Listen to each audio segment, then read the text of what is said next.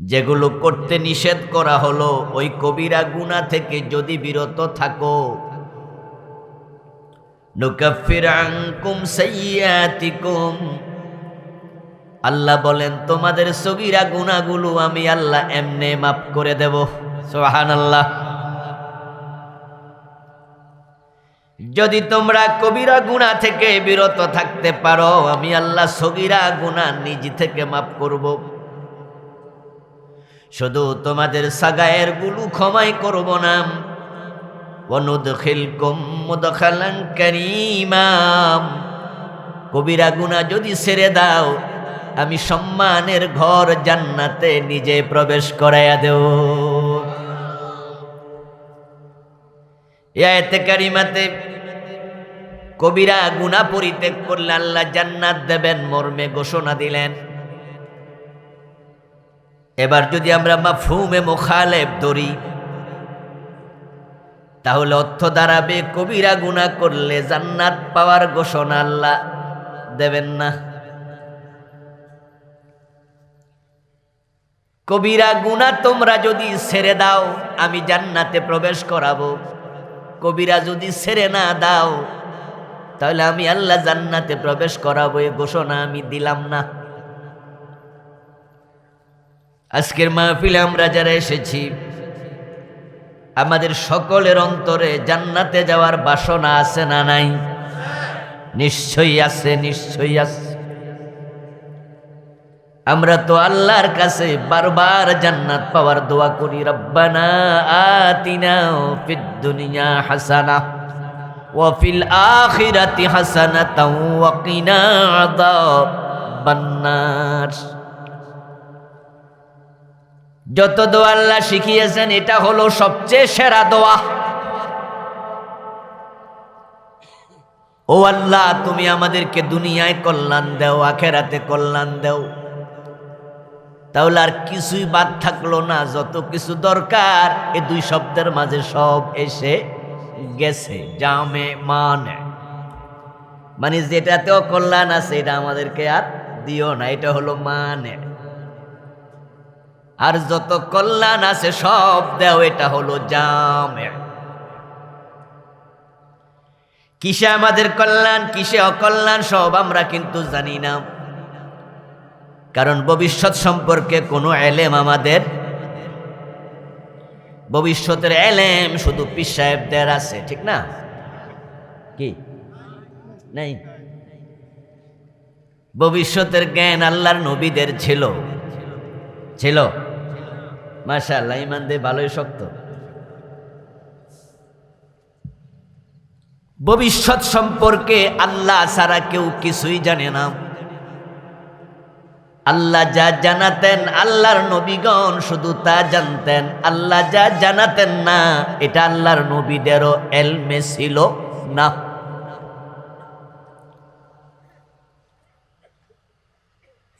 ভবিষ্যৎ সম্পর্কে যেহেতু আমরা জানি না, তাই মাঝে মাঝে আল্লাহর কাছে আমরা এমন কিছু চেয়ে বসি যেটাতে কোনো কল্যাণ নাই।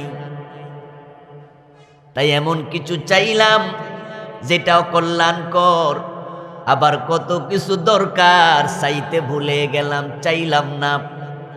রব্বানা আতিনা ফিদ দুনিয়া হাসানা বললে দুনিয়াতে যা কল্যাণকর না চাইলো আল্লাহ দিয়ে দেবেন। সুবহানাল্লাহ। এটার মতো জামে আর কোনো দোয়া নাই কোরআনে। দুনিয়ার হাসানা মানে হচ্ছে ঈমান থেকে শুরু করে ছেলে মেয়ে, ব্যবসা বাণিজ্য। দুনিয়ায় ভালো থাকার জন্য সুস্থতা দরকার আছে কিনা? ইবাদত করতে তো সুস্থতার প্রয়োজন আছে। শরীরে যখন জ্বর থাকে, শরীর যখন অসুস্থ থাকে, নামাজ পড়েও মজা পাওয়া যায় না। যারা চেয়ারে বসে নামাজ পড়ে সেজদা দিতে পারে না, রুকু ভালো করে করতে পারে না, দাঁড়াইয়া থাকলে শরীর কাঁপে, বসে বসে নামাজ পড়ে, ওই মানুষগুলো যারা সুন্দর করে রুকু দেয় সেজদা দেয় তাদের সেজদা দেখে আফসোস করে, আরে আমি আমার কপালটা আমার রবের কদমে ঠেকাইতে পারলাম না। আপনারা আমরা যারা আল্লাহর কদমে আমাদের কপাল ঠেকায়া সিজদা করছি, আল্লাহর কত বড় নিয়ামত। এজন্যই তো ইবাদতের মৌসুম, ইবাদতের বসন্ত হলো যৌবনকাল। কারণ যৌবনকালে চাইলে এক সিজদায় 30 মিনিটও থাকা যায়, শরীর কাঁপবে না, মজা লাগবে সিজদা দিয়ে। ইবাদত করতে সুস্থতা লাগে। প্রিয় নবীজি আল্লাহর কাছে জন্য ফানা চাইতেন এমন বয়স থেকে, যে বয়সে তিনি সুস্থতার সাথে ইবাদত করতে পারবেন না, নুয়ে পড়বেন, নুজ্জ হয়ে যাবেন। প্রিয় নবী বলতেন, আল্লাহুম্মা ইন্নী আউযু বিকা মিন আন উরাদ্দা ইলা আরযালিল উমর। ও আল্লাহ, বয়সের ভারে নুয়ে যাওয়া থেকে আমি তোমার কাছে ফানা চাই। এর মানে হলো যতদিন আমি সুস্থ থাকবো, ইবাদত করতে সক্ষম থাকবো, ততদিন আমাকে তুমি বাঁচিয়ে রেখিও। যখন ইবাদত করতে সক্ষম হব, এমন বয়স আমার প্রয়োজন নেই। তো রব্বানা আতিনা ফিদ দুনিয়া হাসানার মাঝে সুস্থতার কল্যাণটাও আছে কিনা? যাদের সৎ সন্তান হবে, নেক সন্তান হবে, যেই সন্তানের কারণে দুনিয়া জোড়া সুনাম হবে, মানুষের কাছে পরিচয় দেবেন আমি অমুকের বাবা, লোকজন চেয়ার ছেড়ে দিয়ে দাঁড়ায় যাবে। এটাই হলো কুররাতু আয়ুন।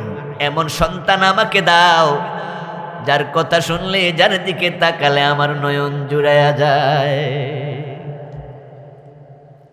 বিনয়াতে আল্লাহ শিখিয়েছেন, রব্বানা হাবলানা মিন আজওয়াজিনা ওয়া যুররিয়াতিনা কুররাতা আয়ুন ওয়াজআলনা লিল মুত্তাকিনা ইমামা।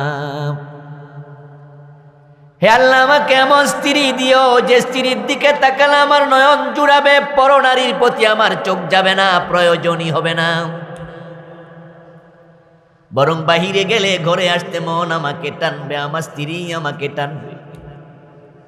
সারাদিন পরিশ্রম করে ঘরে ফিরলে যার মুস্কি হাসি দেখে সারাদিনের কষ্ট আমার ফানি হয়ে যাবে।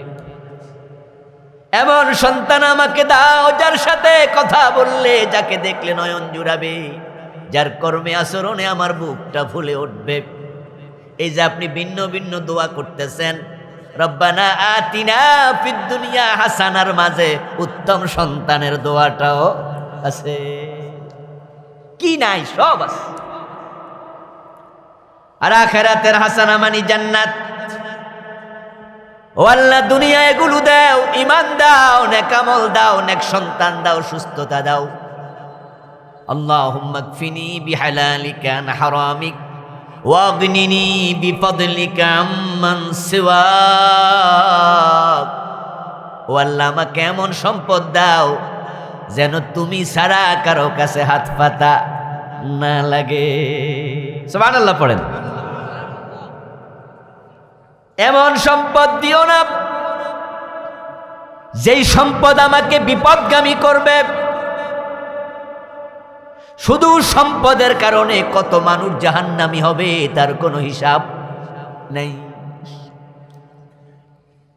সোনারগাঁ হোটেলে যে মদের বার আছে, রেডিসনে মদের বার আছে, আমাদের 5 স্টার হোটেল ঢাকা শহরে যে কয়টা আছে প্রায় সবগুলোতে মদের বার আছে। বলুন তো রিক্সাওয়ালা কয়জন সেখানে মদ খাইতে যাইতে পারবো? শুধু মদের বার নয়, 5 স্টার হোটেলগুলোতে ড্যান্স ক্লাব আছে। ওই বারে মদ পরিবেশনের জন্য দুলঙ্গ যুবতী সুন্দরী মেয়েরা আছে। ওদের দেহের সৌন্দর্য দেখার জন্য টাকা খরচ করে কয়জন দিন মজুর যেতে পারবে? তাহলে মদের বারগুলোতে, নাইট ক্লাবগুলোতে, ড্যান্স ক্লাবগুলোতে যারা নাচতেছে, মদ খাইতেছে, ওরা গরিব না ধনী? টাকাওয়ালা না টাকা ছাড়া? তো টাকাওয়ালা ধনী, তাদের টাকা সবগুলোকে জাহান্নামের দিকে নিয়ে যাচ্ছে। এই জন্য আল্লাহর কাছে দোয়া, আল্লাহ আমাকে তুমি এমন পরিমাণ সম্পদ দিও যে সম্পদ কল্যাণের কাজে আসবে, আমাকে বিপদগামী করবে না। আবার আমাকে এত দরিদ্র বানাইও না যে অন্যের কাছে হাত পাতা লাগে। আলাদা দোয়া রাসূল শিখালেন, আল্লাহুম্মা কফিনা বিহালালিকা আন হারামিক ওয়াগনিনা বিফাদলিকা আম্মান সিওয়াক, রব্বানা আতিনা ফিদ দুনিয়া হাসানার ভিতরে এটাও সব আল্লাহ তাআলা একসাথে শিখিয়ে দিলেন। ওয়া ফিল আখিরাতি হাসানা, মানে জান্নাত চাই, জান্নাত দিও। ওয়া কিনা আযাবান নার, জাহান্নাম থেকে তোমার কাছে পানা চাই, জাহান্নাম থেকে বাঁচাইও।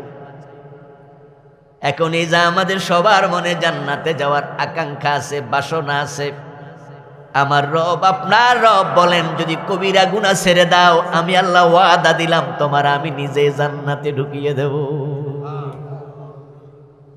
তাহলে জান্নাতে যেতে হলে কবিরা গুনাহ করা যাবে না। কবিরা গুনাহ করলে জান্নাত পাওয়া বড় দুষ্কর।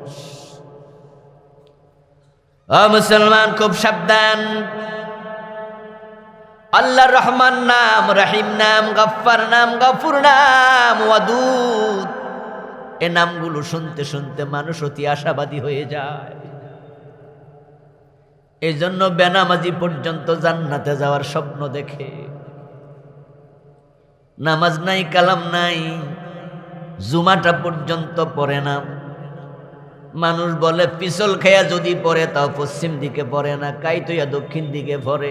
এত কাট্টা বেনামাজি, ওরেও জিজ্ঞাসা করে দেখবেন কিরে জান্নাতে যাইবি না, বলবে চাচা কোন কি, ওইটা রেডি করে রাখস। তো নামাজ তো পড়স না, কই ইমান শক্ত আছে।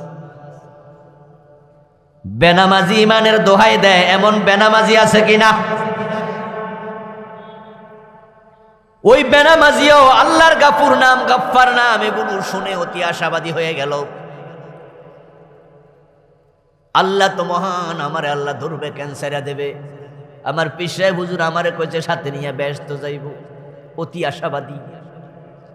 হ্যাঁ দোস্ত, নিঃসন্দেহে আল্লাহ রহমান, কোন সন্দেহ? নিঃসন্দেহে আল্লাহ রহিম, নিঃসন্দেহে গফুর, নিঃসন্দেহে তিনি গফফার। আমরা কোনো সন্দেহ পোষণ করি না, বরং তার সেবত গুরুর প্রত্যাশা করি। আমরা তার সাথে আমাদের গফফারের আচরণ আশা করি, তিনি আমাদের সাথে আচরণটাই করুক, আমরা সেটাই চাই। কিন্তু ভুলে গেলে চলবে না, আল্লাহর নামের মাঝে জব্বার, কাহ্হার নামটাও আছে।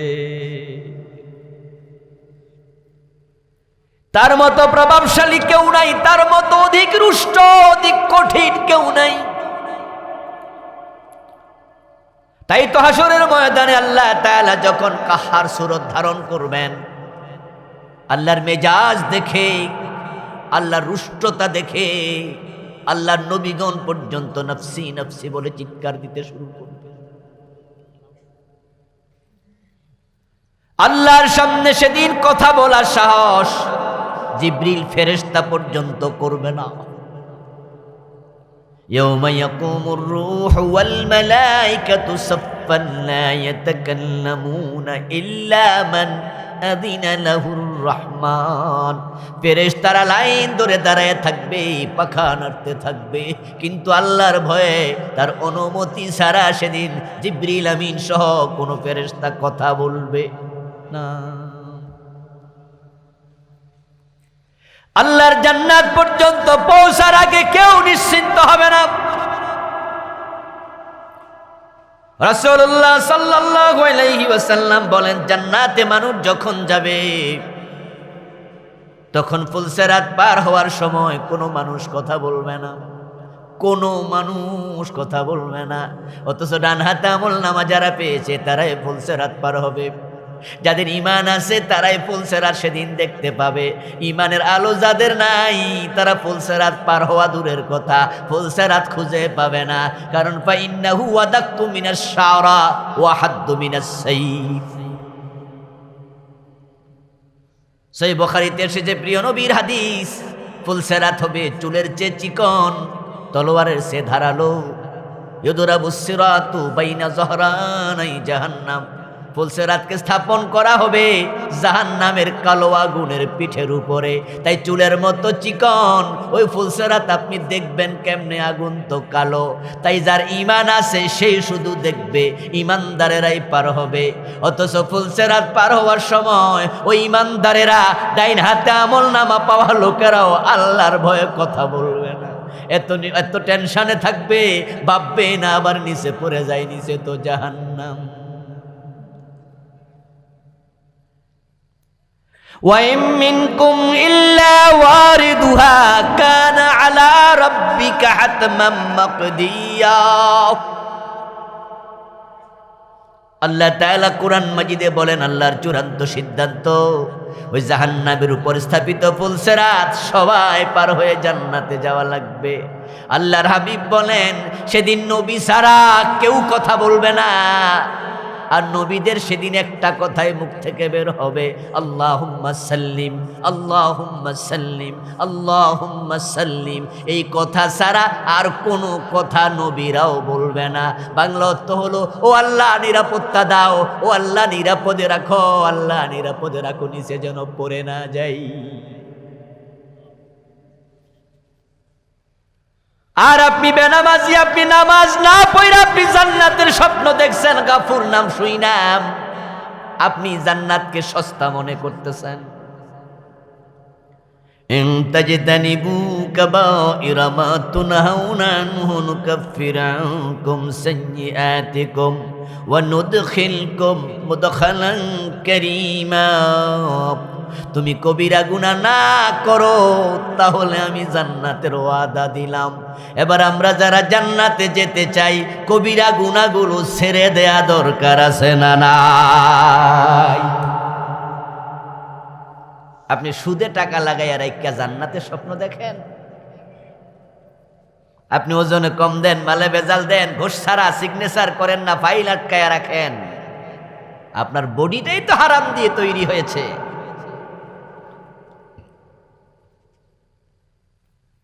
قال النبي صلى الله عليه وسلم لا يدخل الجنة لحم نبت من سحت وكل لحم نبت من السحت فكانت النار أولى به। আপনি হারাম খাবেন, আপনি শরীয়তের সীমা লঙ্ঘন করবেন, আপনি নামাজ ছেড়ে দেবেন, আপনি শিরক করবেন, আপনি বেদাতি হবেন, আর আপনি জান্নাতের স্বপ্ন দেখবেন, চলবে না এসব। প্রিয় নবী বলেন, যারা হারাম খায়, হারাম থেকে যাদের দেহ বেড়ে ওঠে, লা ইয়াদখুলুল জান্নাতা লাহাম নাবাতা মিন সুহতিন, হারাম থেকে যে দেহ বেড়ে উঠেছে ওই দেহ জান্নাতে ঢুকতে পারবে না। কবিরা গুনাহ আমলনামায় থাকলে বিপদ হয়ে যাবে। হতে পারে একটা কবিরা গুনার কারণেও আপনি জাহান্নামী হবেন। তাই কোনো কবিরা গুনাহকে হালকা ভাবে দেখা যাবে না। আদম আলাইহিস সালাম, হাওয়া আলাইহিস সালাম জান্নাতে আল্লাহর একটা কথা শুনে নাই, মাত্র একটা। আল্লাহ জান্নাতে রেখেছে না বের করে দিয়েছে? যারা জানেন তারা একটু বলুন। ওই কথাটা শোনা লঙ্ঘন করার পরে, না শোনার পরে জান্নাতে ছিল না বের করে দিছে। বের যখন করছে, জান্নাতের পোশাকটা জান্নাতে খুলে রেখে তারপরে বের করেছে।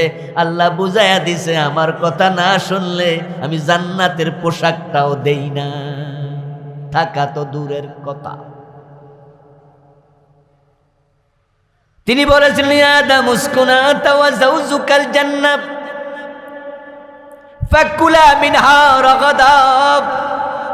ও আদম, তোমার বউ নিয়ে জান্নাতে থাকো, যা মনে চায় ভোগ করো, যেখানে মনে চায় যাও, তবে ফালা তাকরাবা হাযিহিস শাজারা, ওই গাছটার কাছে যেও না। ফাতাকুনা মিনাজ জালিমিন, যদি যাও তাহলে তোমরা হবে জালেম। গুনাহ কি? গুনাহ মানে হলো আল্লাহর কথা না মানা। আল্লাহ যা করতে বলেছেন তা না করা গুনাহ, যা করতে মানা করছে সেটা করে ফেলা গুনাহ। এখন আদমরে মানা করছে গাছের কাছে যেও না, আদম হাওয়া গাছের কাছে গেল কিনা? গেল কিনা? দুইজনে তো গেল। ফালাম্মা যাকা আশ-শাজারা বাদাত লাহুমা সাওআতুহুমা, শুধু জানি নাই গাছের ফলও খেয়েছে। যখনই আল্লাহর কথা লঙ্ঘন করে ওই গাছের কাছে গেল, গাছের ফল খেলো, সাথে সাথে জান্নাতের কাপড় দেহ থেকে খুলে পড়ে গেছে। মজার কথা হলো তারা ইচ্ছা করে কিন্তু করে নাই। ফাওয়াসওয়াসা লাহুমা শায়তান, আল্লাহ নিজে কোরআনে বলে তাদেরকে শয়তান ধোঁকা দিছে। কে ধোঁকা দিছে? তারপর ওই ঘটনা, কাপড় চোপড় খুলে লাইছে, শয়তান ধোঁকা দিছে। তারপরেও আর ইচ্ছা কইরা করলে কি হইতো এবার বুঝাল। ফাওয়াসওয়াসা লাহুমা শায়তান, তাদের দুইজনকে শয়তান ধোঁকা দিয়েছে। এ বিষয়ে তাফসীরে পাওয়া যায় ইবলিস শয়তানের সাথে আদমের শত্রুতা না বন্ধুত্ব? কিন্তু আমাদের কি কি শয়তানের সাথে আমাদের বন্ধুত্ব না শত্রুতা? শত্রুতা। তাহলে ওজনে কম দেন কেমনে? বোনের জমি দখল রাখছেন কেমনে? বাপ মরছে 10 বছর, এখনো বোনের জমি দেয় না, এমন নামাজি ভাই আছে না নাই? জমি চাইলে ধমক মারে, চোখ বড় কইরা, যা দিতাম না, পারলে কিছু কর। এই আচরণ নিয়ে আপনি শয়তানকে দুশ্মন কেমনে মনে করেন? শয়তান আল্লাহ একটা কথা শুনে নাই, আল্লাহর একটা কথা শুনে নাই। এই কথাটা আপনারা সবাই জানেন। আদমকে সেজদা করতে বলেছিল, করেনি তো, শয়তান হয়ে গেল। একটা কথা শুনে নাই।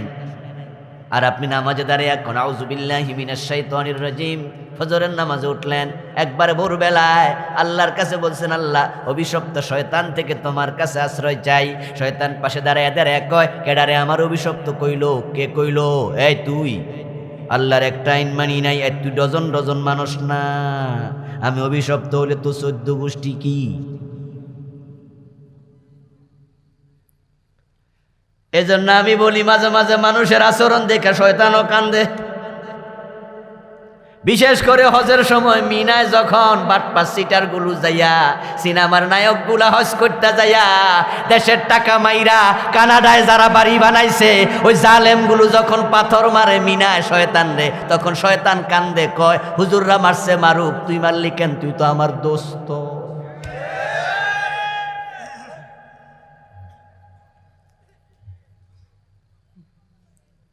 রাশেদ খান মেনন সাহেব হজ করতে গেছে, হাসানুল কিনু উনি হজ করতে গেছে। এমন নেতা হজে গেল যিনি আরাফার মাঠে গিয়ে বলে, লাব্বাইক আল্লাহুম্মা লাব্বাইক, লাব্বাইক লা শারীকা লাক লাব্বাইক, ইন্নাল হামদা ওয়ান নি'মাতা লাকা ওয়াল মুলক। বাংলা অর্থ কোনোদিন কি বুঝেছেন? কি বললেন? ইব্রাহিম ডেকেছিল, আমি লাব্বাইক বলে সারা দিলাম। ওয়াজ্জিন ফিন্নাস বিল হাজ্জি ইয়াতুকা রিজালান ওয়া আলা কুল্লি দামিরিন ইয়াতিনা মিন কুল্লি ফাজ্জিন আমিক। আল্লাহ বলো, ইব্রাহিম তুমি আজান দাও, ঘোষণা করো মানুষ যেন হেঁটে অথবা বাহনে চড়ে এই ঘর জিয়ারত করতে হজে আসে। ইব্রাহিম আলাইহিস সালাম আজান দিয়েছে, ডাক দিয়েছে হজের জন্য। আর আপনি হাজী সাহেব আরাফার ময়দানে গিয়ে বলছেন, লাব্বাইক আল্লাহ আমি হাজির, লা শারীকা লাক, তোমার কোনো শরীক নাই। বলতে বলতে বলতে বলতে ইন্নাল হামদা ওয়ান নি'মাতা লাকা, ইন্নাল হামদা ওয়ান নি'মাতা লাকা, নিশ্চয় প্রশংসা তোমার জন্যই, নেয়ামত তোমার জন্যই। এরপরে কয় ওয়াল মুলকা লাকা, কয় না হুজুর, লাকাটা আগে, লাকা ওয়াল মুলক, মুলকটা পরে। কেন রে ভাই? ইন্নাল হামদা ওয়ান নি'মাতা লাকা ওয়াল মুলকা লাকা। অসুবিধা কি? অসুবিধা আছে, রাসূল এভাবে পড়ে নাই তো। আল্লাহর হাবিব এক শব্দে লাকা আগে দিলেন, আরেক শব্দে লাকা পরে দিলেন কেন? আত-তাকদীমু মা হাক্কুহু তাখির ইউফিদুল হাসরা। বালাগাতে কায়দা আছে, আরবি বাকৃতিতে বালাগাতে একটা সাবজেক্টের নাম। আলেম ওলামা ভাইয়েরা বুঝবেন, অন্যরা শুধু শুনালাম, তাও তো কিছু একটা শুনলেন নতুন করে। সাবজেক্টের নাম বালাগাত। কি নাম? ওই বালাগাতের পরিভাষায় বলা হয় একটা নিয়ম আছে, আত-তাকদিমু মা হাক্কুহু তাখিরু ইউফিদুল হাসরা। যেই জিনিস সামনে থাকবে এটারে পরে নিলে সীমাবদ্ধতার অর্থ দেয়। ইন্নাল হামদা ওয়ান নি'মাতা লাকা, নিশ্চয় প্রশংসা তোমার, নিয়ামত তোমার। তারপরে লাকা ওয়াল মুলক বলে শব্দকে আগেরটা পরে পরেরটা আগে নিয়ে হসর করা হলো।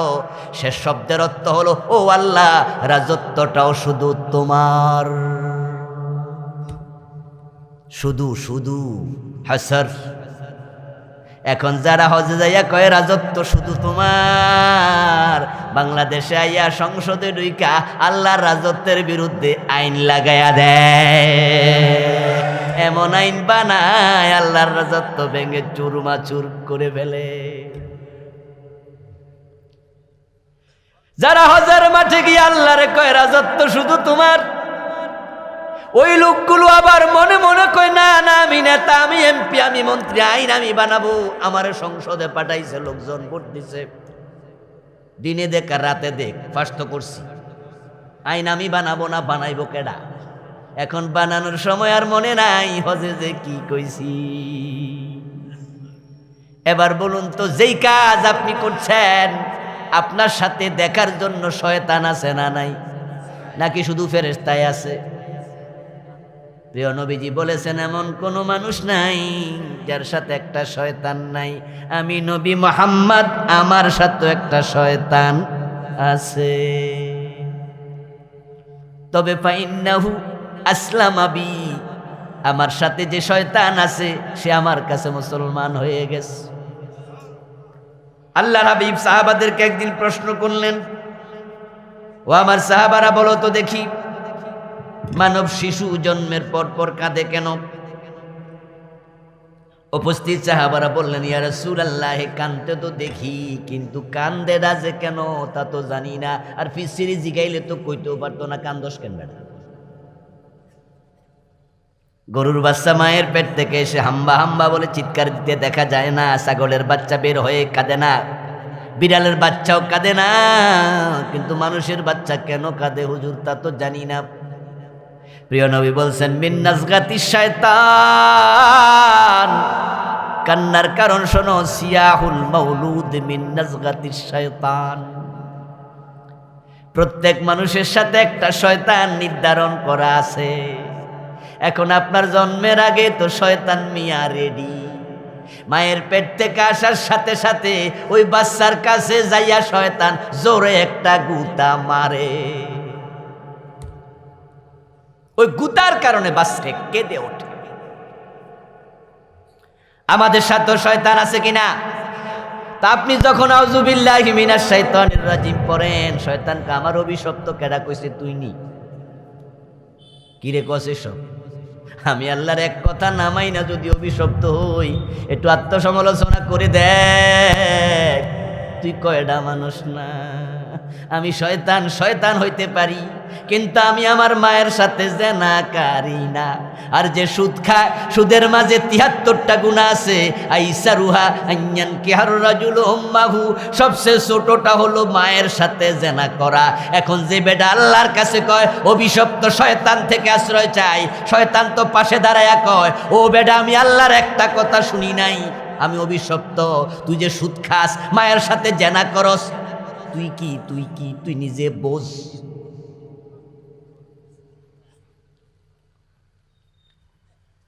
ও প্রিয় ভাইরে, বাটপার গুলা, সিটার গুলা মিনায় যখন পাথর মারে, শয়তান রে মারে, মারতে যাইয়া কেউ কেউ আছে বড় বড় পাথর টোয়াইল, মারমু যে মারমু, ছোটটা মারমু কেন? এমনও মারিন না, পাবলিক আছে জুতা সুদ্ধা মারা দে।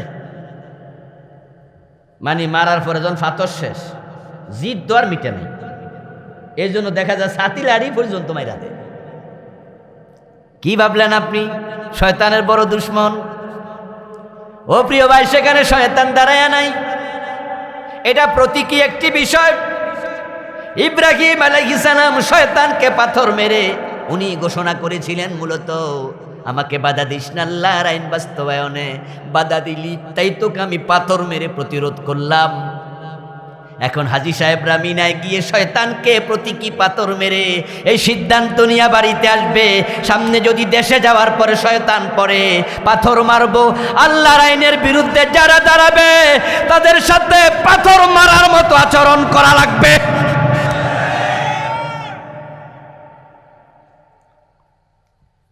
কিন্তু এই বাটপার সিটারগুলো যখন যাইয়া তারা পাথর মারে তখন তো শয়তান তার আচরণ দেখে কান বয়ে যে দোস্ত ইয়া কেমনে মারলি, অন্যরা মারুক গা। আদম আলাইহিস সালাম একটা কথা শুনলো না। আল্লাহর মতো মহান সত্তা, কত মহান, যারে নিজ হাতে বানাইছে, কেন কথা শুনলে না? তাকেও তিনি ছাড়লেন না, তাওবা করাইয়া ছাড়ছে। যেই মাত্র আল্লাহর কথা লঙ্ঘন করলো কাপড় খুলে পড়ে গেল। শয়তান তো মানুষের দুশ্মন, ওই দুশ্মনী আদম থেকে শুরু হয়েছে। সে জান্নাতের দরজায় দাঁড়ায়া দাঁড়ায়া কাঁদতেছে, ফোফায়া ফোফায়া কাঁদতেছে। বাবা আদম মা হওয়া দেখলেন জান্নাতের দরজায় জানি কেডা কান্দে। এই কে তুমি? মানান্তা, কে তুমি? হু আর ইউ? তখন সে পরিচয় দেয় না, পরিচয় গোপন করে বলে আমাকে চিনবা না, তবে আমি তোমাদের হিতাকাঙ্ক্ষী, আমি তোমাদের ইন্নী লাকুমা লামিনান নাসিহিন। কোরআনের আয়াত, নিশ্চয় আমি তোমাদের দুজনের হিতাকাঙ্ক্ষী। বিশ্বাস করো না? ও কাসামাহুমা, আল্লাহর কসম। শয়তান আল্লাহর কসম কইরা বিশ্বাস কেমনে করে হে বোঝে, কোনটা করলে বিশ্বাস করে। ও কাসামাহুমা, দুজনকে কসম করে বলল ইন্নী লাকুমা লামিনান নাসিহিন, নিশ্চয়ই নিশ্চয়ই আমি তোমাদের বড় দরদি। আচ্ছা বুঝলাম তুমি আমাদের দরদি, কান্দো কেন? কহে জন্যই তো কান্দি, তোমাদের দুঃখে। আদম বলে বড় সুখে আছি, দুঃখ পাইলি কই? হাওয়া বড় সুখে আছে, আমি আদম বড় আরামে আছি, তুমি আবার আমাদের দুঃখে কাঁদো, মানেটা কি? এবার শয়তান বলছে তোমাদেরকে জান্নাতের ওই গাছের কাছে যাইতে আল্লাহ মানা করছেনি। কয় মানা তো করছে, কালামা নাহাকুমা রব্বুকুমা, তোমাদের রব তোমাদেরকে মানা করে নাই আন হাযিহি শাজারা, ওই গাছের কাছে যেতে, ইল্লা, তবে কারণ আছে, কারণটা শুধু আমি জানি, তাই তো কান্দি। আদম বলে আরে ব্যাপারটা কি রে? আল্লাহ তো আমারে আর আমার বউরে মানা করছিল গাছের কাছে যাইও না, এ কান্দুইন না জানে কেন? এ কান্দুইন না জানে কেন? এ মিয়া তুমি আবার কি জানো? তাহলে বলো দেখি প্রবলেমটা কোথায়, কোন দুঃখে কাঁদো, আমাদের সমস্যা কি? এবার সে বলছে ইল্লা আন তাকুনা মালাকাইন আও তাকুনা মিনাল খালিদিন। শয়তান এবার বলতেছে প্রবলেমটা হলো তোমরা যদি সে গাছের কাছে যাও তাহলে তোমরা দুজন ফেরেশতা হয়ে যেতে পারবা। আন তাকুনা মালাকাইন, আল্লাহ চায় না তোমরা ফেরেশতা হও। আও তাকুনা মিনাল খালিদিন, অথবা তোমরা জান্নাতে চিরস্থায়ী হয়ে যাবে। ওই গাছের কাছে গেলে জান্নাত থেকে তোমাদের আর বের করা হবে না, চিরস্থায়ী হয়ে যেতে পারবা। আল্লাহ চায় না তোমরা জান্নাতে চিরস্থায়ী হও, এজন্য গাছের কাছে যাইতে মানা করছে। এখন যদি জান্নাতে স্থায়ী হতে চাও দৌড় মারো তাড়াতাড়ি। ফাওয়াসওয়াসা লাহুমাশ শায়তান, শয়তান ধোঁকা দিল।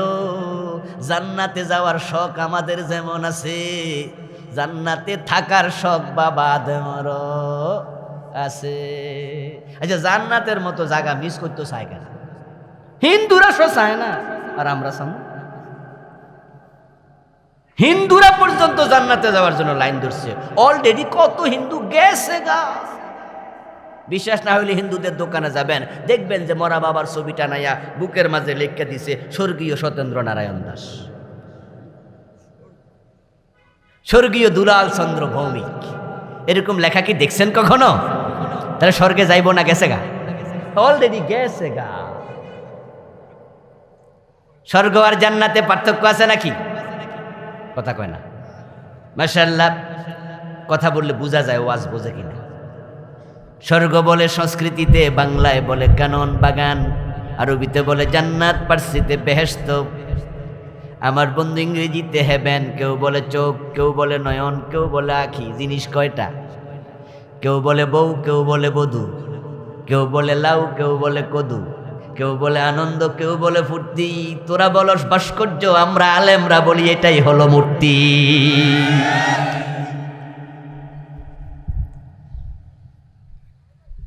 সালাকি কইরা নাম পাল্টানো যাবে না।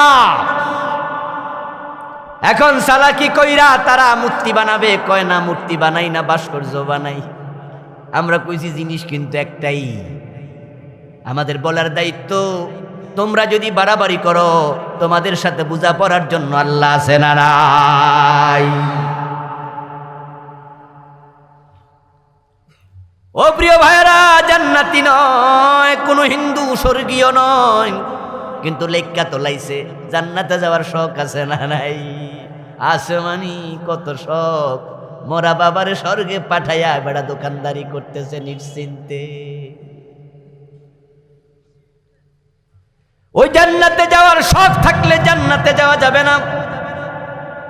আদম আলাইহিস সালাম জান্নাত ছাড়বেন কেন? জান্নাতের মতো মজার জায়গা তো কোথাও নাই। এমন এক জায়গা জান্নাত, যেটার বর্ণনা দেয়া কোনো মানুষের পক্ষে সম্ভব না। আল্লাহ নিজে বলতেছেন হাদিসে কুদসি, قال الله تعالى أعددت لعبادي الصالحين ما لا عين رأت ولا أذن سمعت ولا خطر على قلب بشر। আমি আমার প্রিয় বান্দাগুলোর জন্য এমন জান্নাত বানাইছি, যা কেমন হবে কোনো চোখ কোনোদিন দেখে নাই, কেমন হবে কোনো কান কখনো শুনে নাই, কেমন হবে কোনো মানুষের অন্তর কল্পনাও করতে পারে নাই। কেমন যে হবে জান্নাত, এটা কেউ বলতে পারবে না। ও আমার প্রিয় ভাই, জান্নাত স্বর্ণের তৈরি, রৌপ্যের তৈরি ওয়াল হবে, গাছগুলা পর্যন্ত স্বর্ণের তৈরি হবে, এমন হুর, এমন গেলমান হবে। রাসূলুল্লাহ বলেছেন,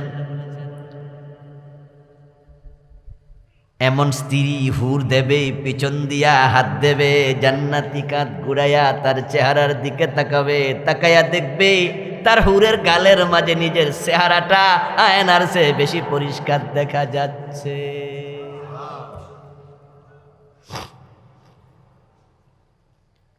জান্নাতি নারী 70 স্তবক কাপড় পরবে, 70টা কাপড় তার গায়ে থাকবে। কেমনে থাকবে, কিরকম থাকবে আমরা জানি না, তবে হ্যাঁ, ইদানিং কিছু কাপড় আছে, কিছু মেয়েদের ড্রেস আছে 5-6 স্তবক হয়, নিচে একটা, উপরে জরিদার, আরেকটা ফইরা এত মোড়া আছে না, অনেক সুন্দর। 10,000, 20,000, 50,000 টাকা। একটার নাম সারারা, আরেকটার নাম গারারা। কি নাম! আমারও একটা মাইয়া আছে আলহামদুলিল্লাহ, ওটার জন্য দেখি মাঝে মাঝে ওর মামা, ওর খালা, ওর মা কিনি টিনে আনে। আমি তো সবসময় মার্কেটে যাইতে পারিও না ব্যস্ততার কারণে, তো ওরা স্বাধীনতা দিছি, টাকা আছে আর কিনো, তবে অপচয় করা যাবে না। তো মাঝে মাঝে আনলে জিগা এটা কি, তা এমন নাম কয়, আমার দাদা অমনও শোনা। 70 স্তবক কাপড় জান্নাতি নারীর গায়ে থাকবে। প্রিয় নবী বলছেন, এরপরেও তার পায়ের নলার সৌন্দর্য কাপড় ভেদ করে বের হয়ে যাবে।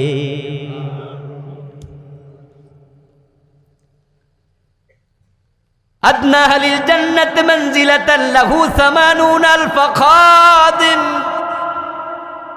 প্রিয় নবীজি বলছেন, জান্নাতের মাঝে সবচেয়ে ছোট জান্নাতি যে হবে, সবচেয়ে কম মর্তবার জান্নাতি যে হবে, তার খেদমতের জন্য খাদেম দেয়া হবে 80,000। ইয়াতুফু আলাইহিম বিলদানুম মুখাল্লাদুন ইযা রাআইতাহুম হাসিবতাহুম লুলুওয়াম মানসুরা। আল্লাহ তাআলা কোরআন মাজিদে বলেন, ও নবী, এই খাদেমগুলো আপনার খেদমতের জন্য জান্নাতের মাটিতে যখন দৌড়াদৌড়ি করবে, আপনার কাছে মনে হবে জান্নাতের মাটিতে মণিমুক্তা দৌড়াচ্ছে, লুলুআম মানসুরা, বিক্ষিপ্ত মণিমুক্তা দৌড়াচ্ছে। এই জান্নাত পায় আদম আলাইহিস সালাম বাইর হইব, ওটা কোন দুঃখে? তাই শয়তান মিয়া চান্স কাজে লাগাইছে। শয়তান বলছে তাকুনা মিনাল খালিদিন, ওই গাছের কাছে গেলে জান্নাতে চিরস্থায়ী হয়ে যাইতে পারবা। আল্লাহ চায় না চিরস্থায়ী হও, এজন্যই মানা করছে। মা হাওয়া কয় তাই বুঝি, তাইলে দৌড় মারো দুইজন একসাথে। শয়তানের দোকায় পড়ে দুজনে গেছে, গাছের ফল খাইছে, কিন্তু খাওয়ার সাথে সাথে বুঝা লাইছে কামড়া মোড়েও ঠিক, কারণ সাথে সাথে জান্নাতের পোশাক খুলে মাটিতে পড়ে গেছে। বাদাত লাহুমা সাওআতুহুমা, দুজনের লজ্জাস্থান আপনার খুলে গেল, অনাবৃত হয়ে গেল। তাফিকা ইয়াখসিফানি আলাইহিমা মিন ওয়ারাকিল জান্নাত, জান্নাতের গাছের পাতা ছিঁড়ে ছিঁড়ে নিজেদের লজ্জাস্থান ডাকতে শুরু করলো। তখনই দুইজন বুঝে ফেললো শয়তান তো ফেঁসে ফেলাইয়া দিছে রে, আল্লাহ তো জান্নাতের পোশাক খুলে নিয়ে গেল, এখন কি করি? এর আগে কি আদম নবী, মা হাওয়া আল্লাহর কোনো কথা অমান্য করছিল? কোনো গুনাহ করছিল? এটাই তো প্রথম গুনাহ।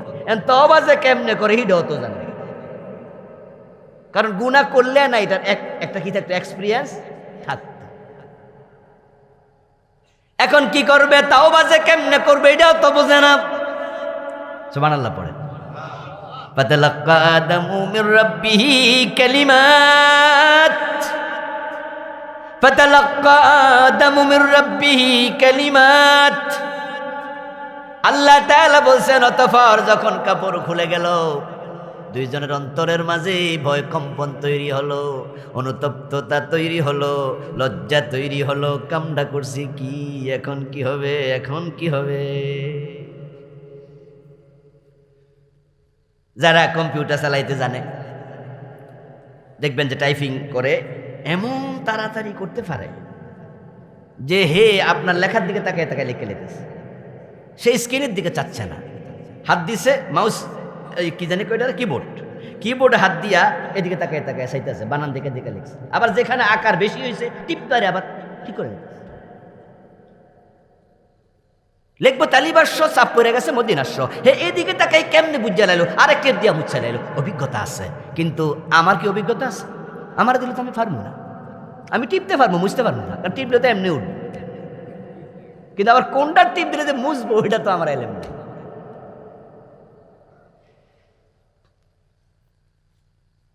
বিমানের মাঝে বিমানবালারা কাজ করে, তো বিমানবালা যারা এয়ার হোস্টেস, কেবিন ক্রু, ওরা কিন্তু সবাই পাইলট না। যে পাইলট সে আলাদা, তার সাবজেক্টটাই আলাদা। অন্যরা সেবা করবে, চা দেবে, বিস্কিট দেবে, আপনাদেরকে হাই হ্যালো করবে, একটু জাস্ট কোন সিটে বসবেন দেখায় মেকায় দিবে, এগুলো বিমানবালা, এয়ার হোস্টেস, কেবিন ক্রুদের কাজ। আর যে বেটা বিমান চালাবে, এ বেটা আলাদা প্রশিক্ষণ নিয়ে বিমান চালা, তার কাজ আরেকটা। তো বিমানে চাকরি করতে করতে করতে 2-4 বছর ককপিটে যাইয়া বসে, মাঝে মাঝে বেটা কেমনে টিপ মারে দেখে। এক বিমানবালা কেবিন ক্রু মনে হইলো, আরে মনে বিমান চালানো মনে সোজা, বেশি কঠিন কিছু না, যে এমনি টিপ মার আমি দেখি উঠতে যায়।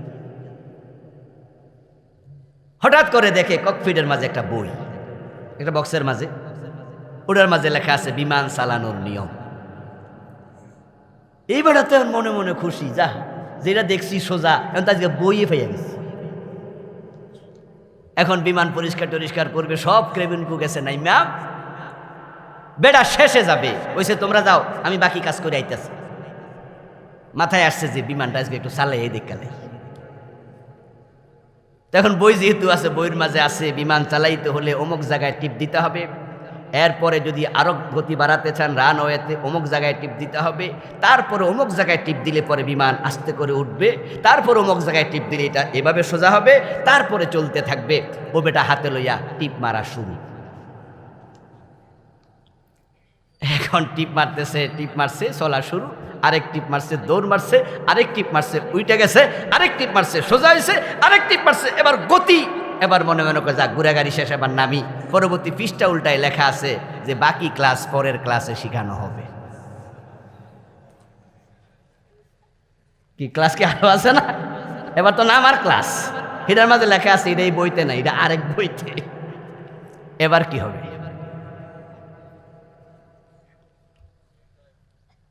আদম আলাইহিস সালাম তো এখন কাপড় খুলে গেল, মা হাওয়ার কাপড় খুলে গেল, কিন্তু এখন কি হবে? বিপদ। অন্তরের খবর কে জানে? জোরে হলো নাচতে হয়ে গেল, বলুন কে জানে? আদমের অন্তরের খবর, মা হাওয়ার খবর আমার রব সবই জানে। আল্লাহর কাছে বিনয় বড় পছন্দ, অনুতাপ আল্লাহর কাছে বড় পছন্দের জিনিস। আল্লাহর একটা কথা লঙ্ঘন হয়ে গেল, আদমের অন্তরে অনুতাপ আছে কিনা? শরম লজ্জা আছে, ছোট হওয়া বিনয় আছে। মা হওয়া বাবা আদম মনে মনে ভাবে কামটা করলাম কি? আমার আল্লাহ আদম হাওয়া আলাইহিস সালামের অনুতাপ দেখে, বিনয় দেখে, ফাতালাক্কা আদামু মির রাব্বিহি কালিমাত, দেরি করেন নাই, দুজনের কাছে আল্লাহ তাওবার কালেমা নাজিল করে দিছে। আমার আল্লাহ শিখাইয়া দিছে এ ভুল থেকে মুক্তি কেমনে মিলে। ফাকালা, আমার সাথে আবার পড়ুন, রব্বানা যালামনা আনফুসানা ওয়া ইন লাম তাগফির লানা ওয়া তারহামনা লানাকুনান্না মিনাল খাসিরিন। সুবহানাল্লাহ পড়েন। এখন দুইজনে মিলে আল্লাহর কাছে এবার বলল, প্রভু জুলুম করে ফেলেছি নফসের উপর। আল্লাহ তো বলছিল ফালা তাকরাবা হাদিহিস শাজারা ফাতাকুনা মিনাজ জালিমিন। এখন কাম তো গইটা গেছে, আল্লাহ যেটা কইছে হিডাই তো হইছে, এজন্য তারাও কয় রব্বানা যালামনা আনফুসানা। ও আল্লাহ, নফসের উপর জুলুম হয়ে গেল, ক্ষমা করে দাও। ক্ষমা না করলে উপায় নাই, উপায় নাই। ফাতাবা আলাইহিমা, আল্লাহ সাথে সাথে দুইজনকে ক্ষমা করে দিলেন। আমার প্রিয় ভাইয়েরা, আল্লাহর কাছে দুইজন ক্ষমা চাইল।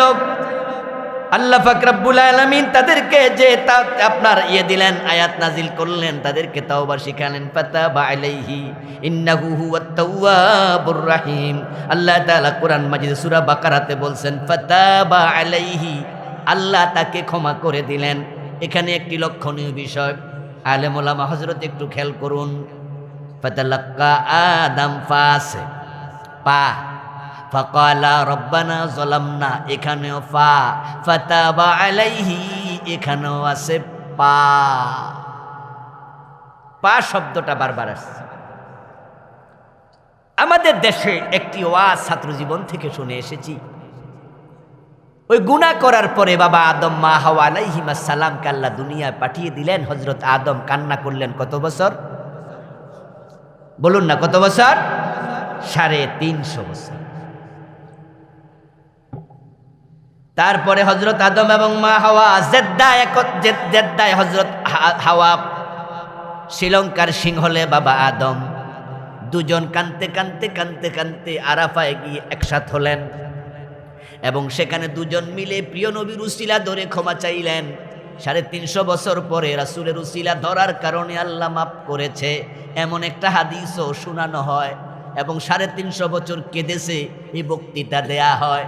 মানুষ এটাই শুনেছে, কিন্তু বাস্তবতা একবারে ভুল। যেই হাদিসটি শোনানো হয় সেটার ব্যাপারে মুহাদ্দিসদের অনেকের বক্তব্য হাদিসটি জাল, একবারে মাউদু।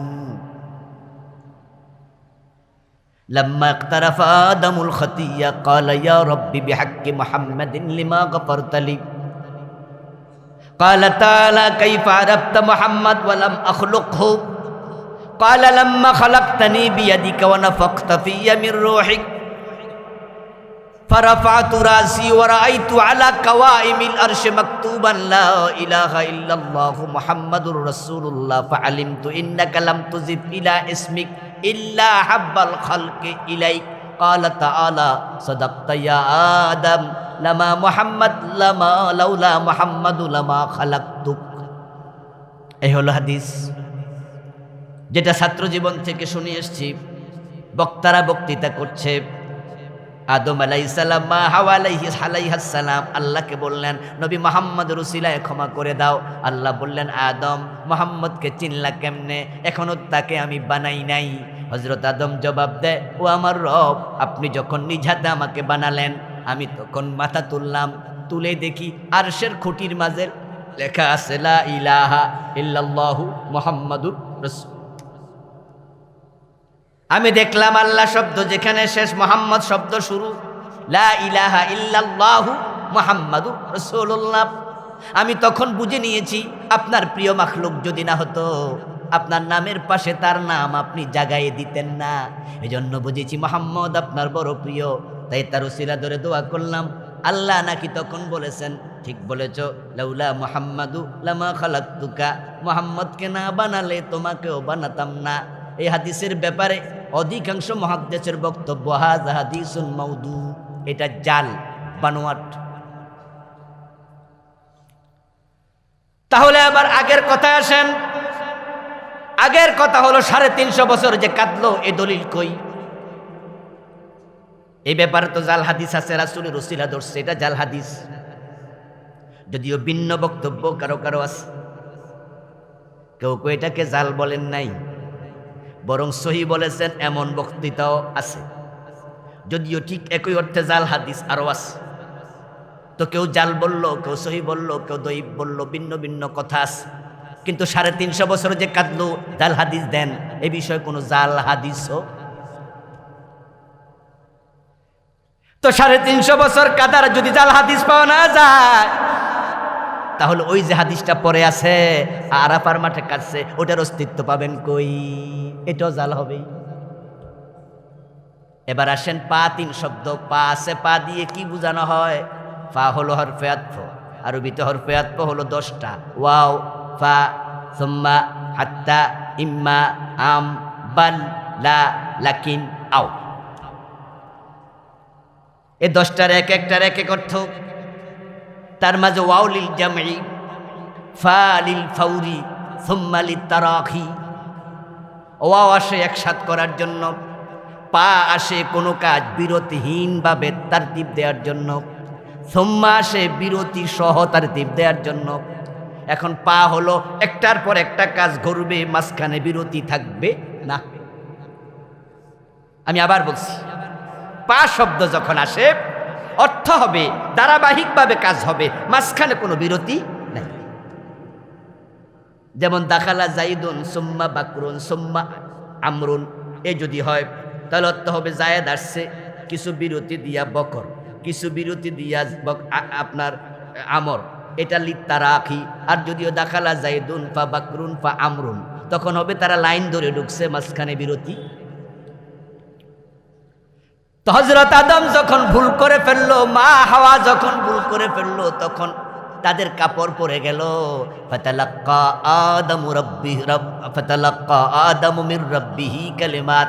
ফা শব্দ দিয়ে বোঝা যায় অন্তরে লজ্জা যখন অনুভব করেছে, তখনই আল্লাহ কেমনে তাওবা করা লাগে কালেমা নাজিল করেছে, দেরি করে। তারপরে আবার তারা দুইজন ওই কালেমা পাইছে, পাওয়ার পরে ফাকালা রব্বানা যালামনা, তারা তাওবার কালেমা পড়তেও দেরি করে নাই। এবার ফাতাবা আলাইহি, আবার ফা এ শব্দ দিয়ে বোঝা যায় তাওবা করার পর আমার আল্লাহ ক্ষমা করতেও দেরি করে নাই।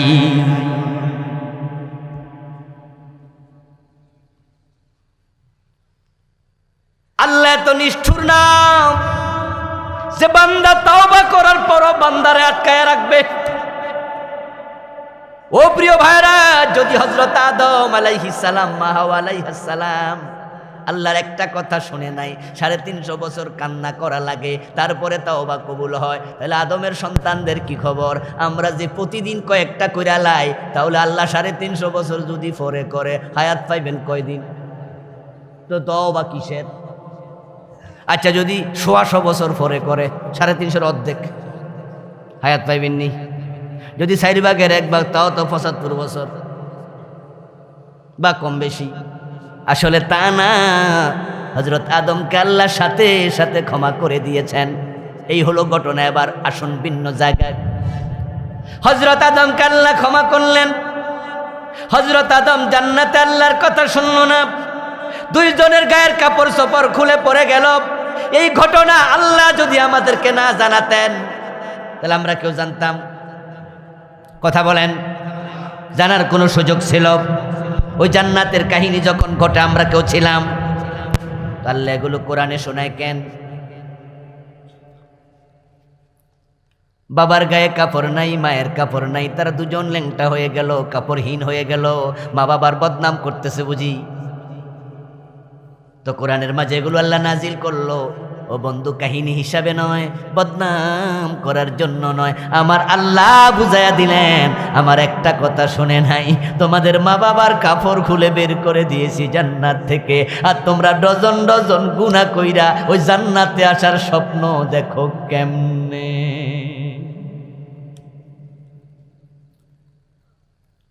ও প্রিয় ভাইয়েরা, একটা গুনার কারণে আল্লাহ জান্নাতে ঢুকতে দেবে না এমন হতে পারে। তাই কোন কবিরা গুনাহকে হালকা ভাববেন না।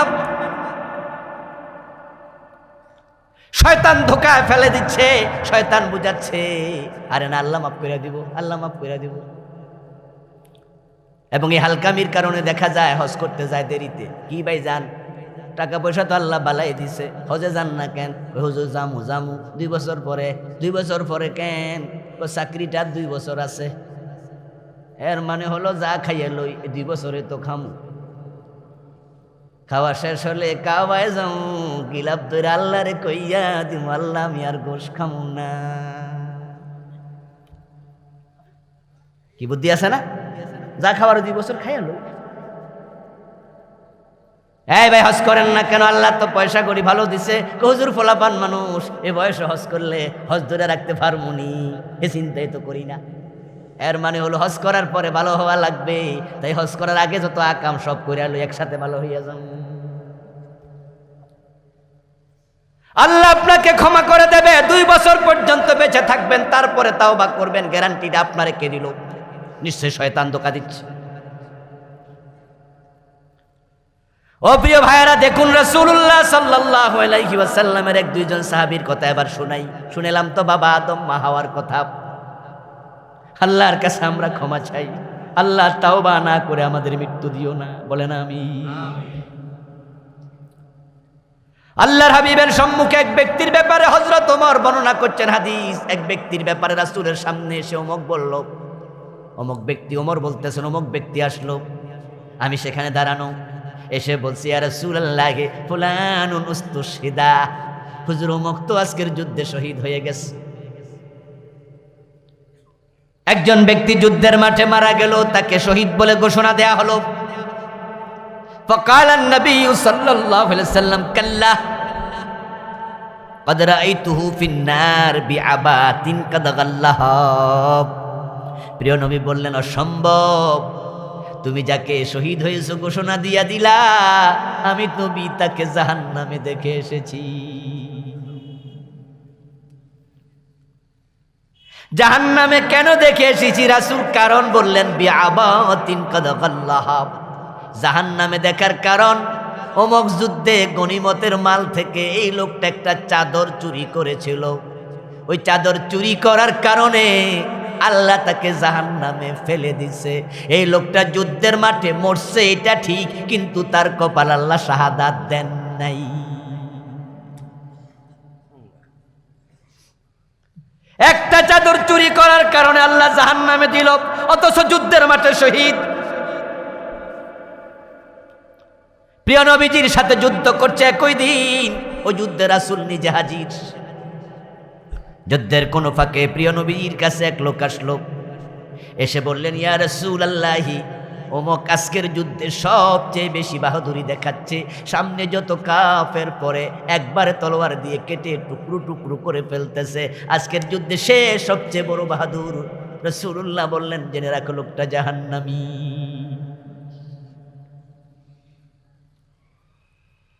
রাবি বলতেছেন, আমি রাসূলের মুখ থেকে কথা শুনে বিস্মিত হলাম, মনে মনে ভাবলাম আমার রাসূল তো মিথ্যা বলে না।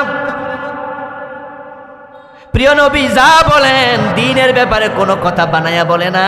মা ইয়ানতিকু আনিল হাওয়া ইন হুয়া ইল্লা ওয়াহয়ুন ইউহা। বুঝতে হবে, না বুঝার কারণে কিছু আবেগী মুসলমান সীমা লঙ্ঘন করে। রাসূলুল্লাহ বলছে জেনে রাখো লোকটা জাহান্নামী। কই যে রাসূল গায়েব জানে, এই যে পাইয়া গেছে, হে তো এখন মরেই নাই, তো রাসূল জানে কেমনে? জানে তো গায়েব জানে। আজীব তো। রাসূলুল্লাহ সাল্লাল্লাহু আলাইহি ওয়াসাল্লাম বলেছেন আপনার কিয়ামতের আগে দাজ্জাল আসবে, ঈসা নবী আসমান থেকে নামবে। তো গায়েব না জানলে কইলো কেমনে? এই জবাব তো আল্লাহ নিজে দিলেন, মা ইয়ানতিকু আনিল হাওয়া ইন হুয়া ইল্লা ওয়াহয়ুন ইউহা। আমার নবী বানায়া কোনো কথা বলে না, যা বলে সব তার কাছে পাঠানো ওহী। ওই সাহাবী বলতেছেন আমি এবার ভাবলাম আমার রাসূল যেহেতু সত্যই বলেন, কিন্তু আজকে যুদ্ধ করছে যে বীর বিক্রমে বাহাদুরির সাথে, লোকটা কেন জাহান্নামী? আমি একটু তার শেষ দেখতে চাই, কারণটা খুঁজে বের করতে চাই। আমি তার পিছু নিলাম, দেখলাম সে যুদ্ধ করতে করতে এক পর্যায়ে শত্রু সৈন্য কর্তৃক আহত হলো। তাকে কেউ অ্যাটাক করলো, আহত হওয়ার পরে রক্তপাত হচ্ছে। যন্ত্রণা সহ্য করতে না পেরে নিজের তলোয়ারের আগা নিজের বুকের মাঝখানে দিল, তারপরে ঝাঁপাইয়া পড়ল, পিঠ দিয়া তলোয়ার বের হলো, আত্মহত্যা করে মরে গেল। আত্মহত্যা করা সগীরা না কবিরা? আমার রাসূল বলল লোকটা জাহান্নামী। যুদ্ধের মাঠে মারা গেল, কিন্তু আল্লাহ তাকে শাহাদাতের মর্যাদা দেয় নাই, উল্টা জাহান্নামী হলো। গুনাহ করছে কয়টা? একটা কবিরা গুনাহ জাহান্নামের কারণ হতে। মাররান নবী সাল্লাল্লাহু আলাইহি ওয়াসাল্লাম বিকবরাইন জাদিদাইন ফাকালা ইন্নাহুমা লা ইউআযাবান। আল্লাহর নবী মদিনার এক কবরস্থানের পাশ দিয়া যাচ্ছেন, দেখেন সেখানে দুটি নতুন কবর।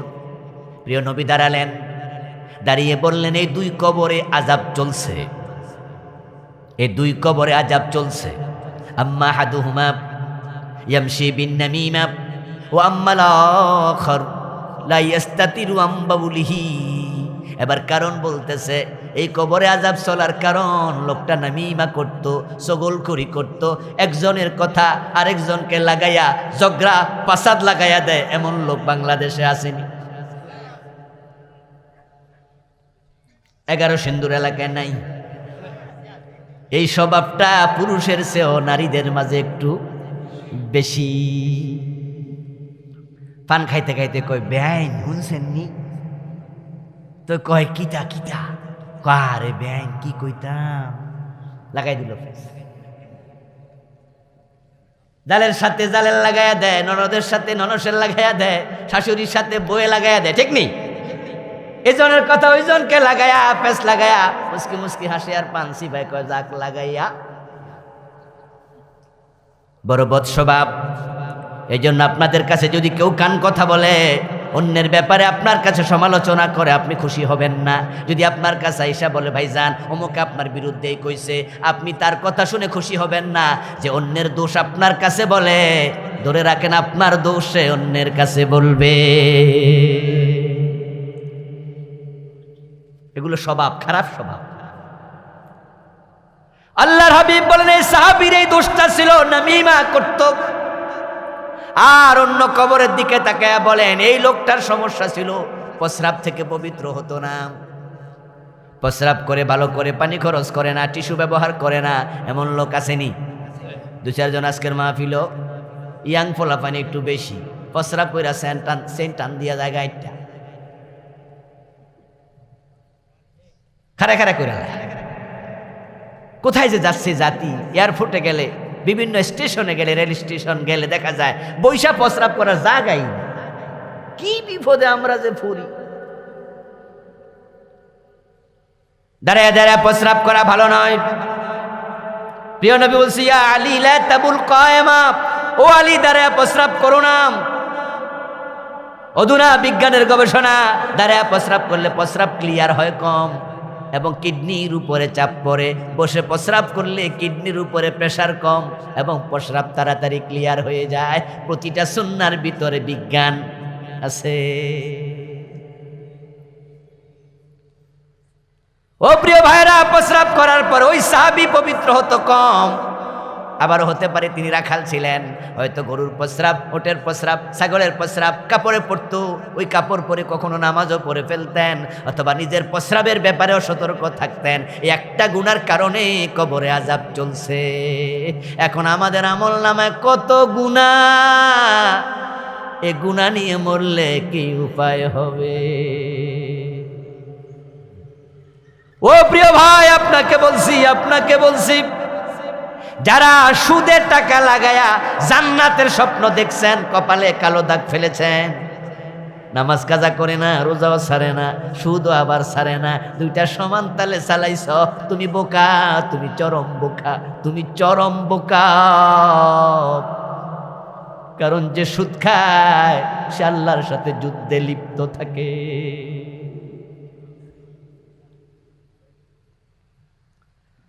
আল্লাহ তাআলা নিজে কোরআনে বলছেন, ইয়া আইয়ুহাল্লাযীনা আমানুত্তাকুল্লাহ ওয়া যারু মা বাকিয়া মিনার রিবা ইন কুনতুম মুমিনিন ফাইন লাম তাফআলু ফাযানু বিহারবিন মিনাল্লাহি ওয়া রাসূলিহি। ও ঈমানদার শোনো, তোমরা যারা আছো ঈমানওয়ালা, আল্লাহকে ভয় করো, সুদের যে টাকাগুলো লাগানো আছে এগুলো ছাইরা দেও। ওয়াদারু মা বাকিয়া মিনার রিবা ইন কুনতুম মুমিনিন, যদি মুমিন হও।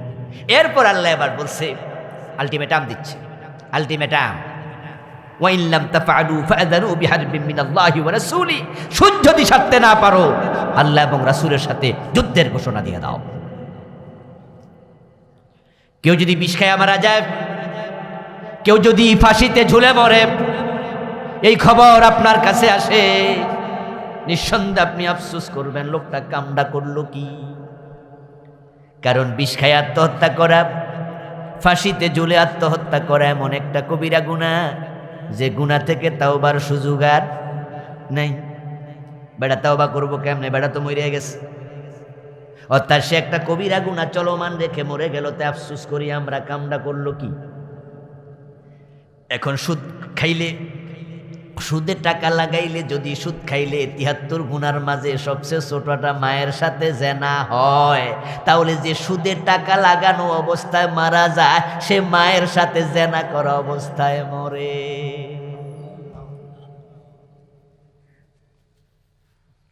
কিসের জান্নাত তুমি খোঁজো? মানাকালা দিরহামারি বাপ وهو يعلم أنه أشد من 36 زينة